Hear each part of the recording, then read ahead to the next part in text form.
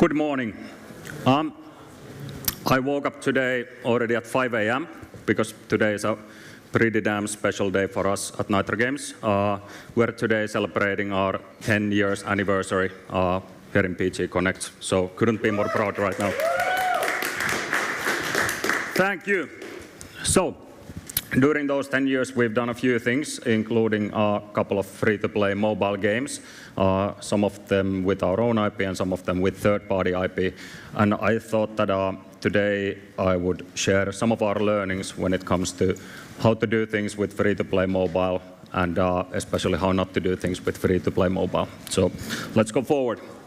But before that, with Nitro Games, we've done more than 20 launches on various platforms throughout the years, and we've always had this mentality that we want to be mean, we want to be agile, we want to be lean, and we want to be small. We're big believers in being truly a small and lean company. And as of today, we're 25 people in 2 studios here in Finland, and that means that being such a small has this awesome advantage of having the ability to focus. And right now, we're focusing exclusively on competitive multiplayer on mobile, and that's the tough nut that we're trying to crack at the moment. When we started looking into doing competitive multiplayer on mobile, we started looking into what's already happening on the market, and very soon it became pretty obvious that when it comes to mobile games, there's actually nothing really new. It's repeating conventions over and over and over again. And therefore, I thought that it's a good idea to actually compare games in the music business because there's surprisingly a lot of similarities there. So, first thing that we started looking into is that what's actually trending in the market right now and what could be potentially the next trends, whether they're big trends or smaller trends. And looking into music things, we've noticed that as years go by, there's all these things that you can easily measure from the hit songs which have been popular, whether it's a decrease or increase in the tempo of the song or anything else. And over a certain period of time, you notice that there are always these sort of things that are pictures of that time, something that comes along, becomes a big hit and then fades away. And then on the other hand, you have something that's evergreen and simply doesn't change, even though all the mass trends change. So we figured that where we want to be in is something that is a match for what's trending at the moment on the market, but we definitely want to keep our roots and we definitely want to keep our core customer that we've had for the last 10 years and do our games for that particular guy. The second thing when we figured out that what's the market opportunity was that we started to worry about discoverability.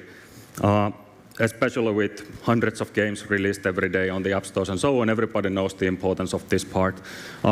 Combined with the fact that user acquisition is getting more and more challenging all the time, this really is a key topic, and we feel that instead of thinking this in the end, wherein you already have the game, you should be thinking this thing day one before you start building the game. So we started paying attention to things like what does our game and IP that we're about to create communicate about the genre? What does it communicate about the company that it comes from? What does it communicate to the target player?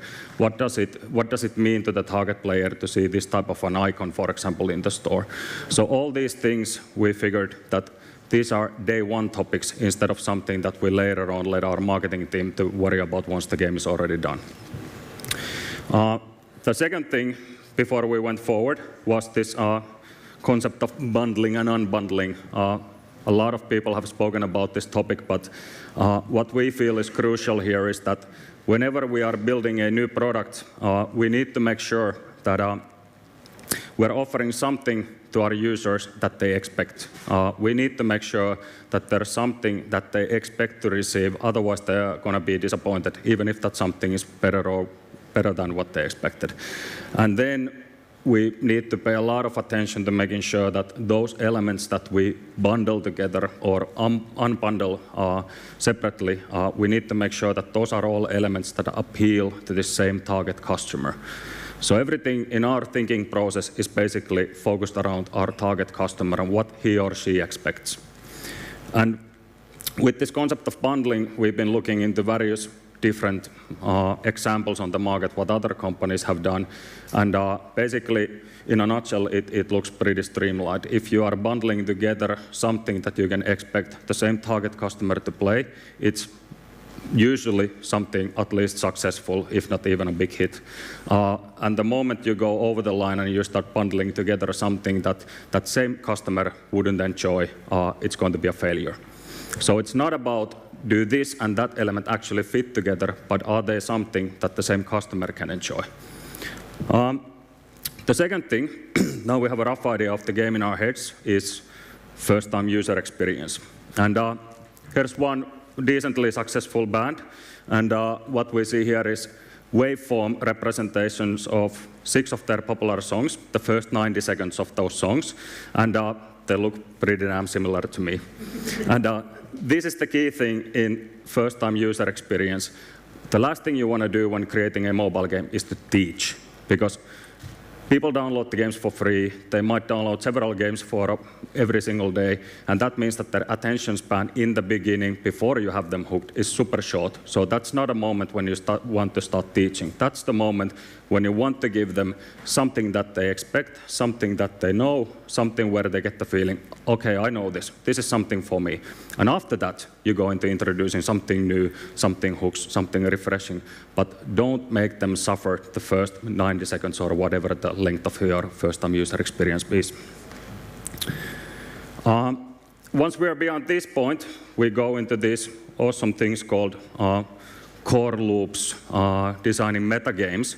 And again, there's pretty much of these learnings that has already been done in the music business. This is pretty much the formula that all popular songs, especially rock songs, tend to follow. And something that we figured that what's the analogy here between games is that games always, successful ones, have some clear core loop. And typically, they are dominated in a way that if you're talking about competitive multiplayer, you have, in music it's chorus, in competitive multiplayer it's typically some sort of battle phase or interaction or wherever you interact with other players. You need to balance that with the sort of verse section, which is typically called as metagame or upgrading something or whatever it might be. And our take was that we want to be like AC/DC. We want our chorus, so the battle phase, be something that's super simple to learn, but it still needs to be something that you want to hear and play over and over and over and over again. It needs to be something that's familiar, so that the moment people hear it or play it, they instantly get this. Okay, that's something I can sing along. This is something I want to play. But it also needs to be something that's relatively short, because of the nature that I just described, so that you don't get bored, and because it's gaming on the go, you're playing short sessions and all that. And therefore, we thought that if our games were AC/DC songs, they would have simple and catchy choruses that you never get bored of listening to or singing to, but the verse is where the secret is. That's our meta game, and that's something where we want to go uber deep and offer a lot of complexity to the player, a lot of options, which then again increases the importance of the core gameplay. And while we got that figured out, here's something really, really important. We are making our games for our players. And something we are big believers in is that we want to tie those players becoming part of our game development or the game as a service as close to day one as possible. So you want to meet with those people, you want to hear their opinions, you want to have them to have the ability to play the game and give you feedback. And we started solving this puzzle in a way that we started running events to the first customers that we had, even if it was just some tens or hundreds of people. We started running events where we could meet with them and then scaling those things up as we go. Because in the end of the day, we feel that any free-to-play competitive multiplayer game, the make it or break it is actually in the events and in the social side and in the community side. That's what keeps those games alive for a long time. So why not start from the beginning? And lastly, something we learned from music is that you need to have a portfolio. And a lot of companies say that they are building a portfolio or they already have a portfolio, but what's important here, in my opinion, is that you need to focus again on the same target customer. some of your albums might be very different to another, like with Kiss, one album is disco music, another one is almost heavy metal and everything in between. But they're all targeted for the same customer, and they all serve the purpose of squeezing the last money out from the customer and keeping the customer in a state where he or she is happy to pay. So it's a win-win for both parties. So our approach to our portfolio is that we don't necessarily want to make all our games the same way or be similar to each other, but we definitely want to make sure that all our games are targeted for that same target customer. And then lastly, we figured that whatever you do, whether it's about following conventions in other games or intentionally breaking those conventions, as long as you strive for quality, as long as you have the mantra that whatever we do, we want to make it better than the competition, we feel that that's the key. So all the previous points you can almost ignore if you just do your stuff better. And that's something that we cared really a lot about from the day one. So now moving from music to actually games, I wanted to give you a brief glimpse in terms of how we put this thing into practice with our latest game called Medals of War. So we've been around for 10 years now, which means that we have a team that's worked together for a really, really long time. And one of the big benefits of having that combined with the fact that we're not exactly a super large team is the fact that we can keep project management pretty lean. Everybody knows each other, everybody knows their strengths and weaknesses, so we can avoid a lot of these pitfalls that come into play when you're building a new team. That combined with the fact that during the last 4 years, we've been building our own technology and processes we call Nitro Games platform, which basically makes our software development pretty fast because we have a lot of reusable stuff that we can use between different games. So we combined these two things with what we call Nitro Games MVP process, which is a fancy name we came up with end of last year. But essentially it means that we build our games in a way that we start market testing them after the first week of development. And I'm not bullshitting you, we actually do that. And the whole point of that thing is that since mobile games are getting more and more expensive to develop, they are taking more and more time to develop. The marketing side is getting more and more expensive. Running live operations is getting more and more complicated. You have all these new factors coming to play. So our approach is that even, you can hear it from the large companies who are super successful, that even they sometimes kill games and fail. So we figured that do we really need to wait for 12 months or 18 months of development and do that blind? And only after that we get some signals that is this going to actually work or not. We didn't want to go down that route, so we decided that we want to start testing everything from day one. So here's what it means in practice. A couple of case examples. One thing is that during the development of Medals of War, it wasn't exactly just Medals of War that we developed, but several different iterations of the game. We had several different visual styles of the game, and we tested these both in the game and also in marketing. So we did your typical paid user acquisition with different campaigns and creatives. And this way, this helped us to avoid certain pitfalls and certain mistakes. We knew that we want to make a Second World War themed game, but we were not exactly sure that where should we be in terms of having a realistic game or having something that looks relatively casual. So we wanted to map that out. So we've done a lot of different iterations during the development on this and basically went with the option that was performing best both in the sense of user acquisition and both in the sense of game performance. The same mentality we had when developing the UI. UX is, in my opinion, the thing in mobile games. Nail that, and even a poor game can be fun, and like if you underperform, even the best game will suck. So we had several different approaches to our user interfaces and usability, and this is something where we tried a lot of things that were sort of conventional in the genre, something we knew that players have experienced before. We tried something that's relatively new to the genre, something that's our new ideas or things like that. And then we measured all of those, combined with the sort of visual aspect of how the UI looks. Does it look hardcore? Does it look casual? And all those things. And through different iterations during the development, that's what we ended up with in the case of main menu for the game. And most importantly, we did tons of iterations on gameplay. We at first thought that, of course, we know what's fun, and that still remains true.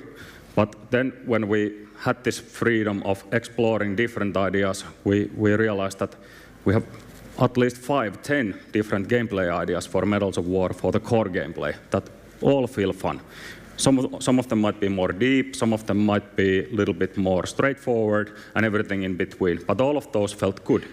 And this is something that I think was the really revolutionary thing that we learned during the development of Medals of War. We started by testing the core gameplay with the actual test customers first, and we iterated several different approaches, something from almost PC hardcore strategy gameplay into something really straightforward and everything in between. And this was really beneficial for us because this testing combined with the different IP testing and the visual styles and everything really gave us the luxury and benefit of knowing exactly what works and what doesn't.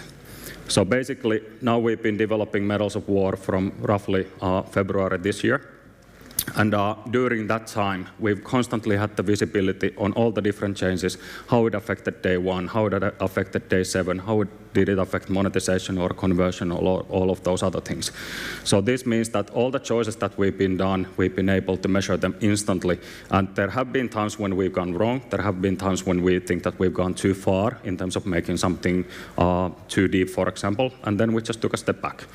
So that's been our model and invention, and as a result, here's what we got. Come to Warland, they said. Good weather, great fish. Well, guess what? I love it! Enter the explosive world of Warland. Experience real-time multiplayer boom-bastic battles. Warland awaits in Medals of War. Download now. So that's Medals of War, and to celebrate our 10th anniversary, we just released this bad boy today. So go check it out. Thank you.